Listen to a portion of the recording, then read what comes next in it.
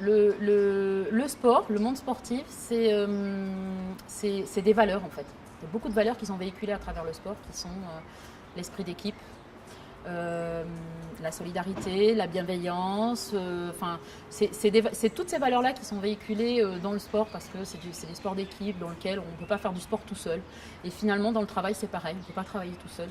Donc souvent, les sportifs, enfin, en tout cas les personnes qui sont dans un club sportif, qui partagent le sport avec d'autres personnes, finalement, elles échangent et finalement, voilà, elles acquièrent une confiance en elles acquièrent un esprit d'équipe, un esprit de solidarité, qui fait qu'en entreprise, elles vont effectivement se sentir mieux et qu'elles vont apporter ces valeurs, elles vont apporter ces valeurs dans l'entreprise.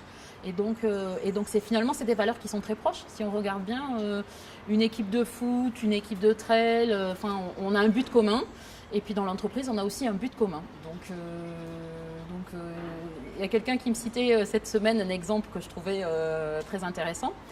Où il essayait d'expliquer en fait à une équipe de foot ce que c'était, enfin à des jeunes, il essayait d'expliquer ce que c'était qu'un DRH dans une entreprise. Et donc il explique, en fait, tu prends une équipe de foot, et tu prends 10 Neymar, le joueur Neymar.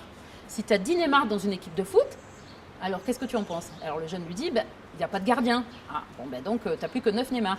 Ah oui, mais il n'y a pas le gars qui fait l'arrière. Après, bon, j'y connais rien en foot. Hein, mais voilà. Et en fait, on se rend compte que finalement, c'est une équipe et c'est vraiment, c'est vraiment l'illustration voilà, le DRH, il est là pour amener une équipe à faire un travail, à aller vers un but commun pour tout le monde.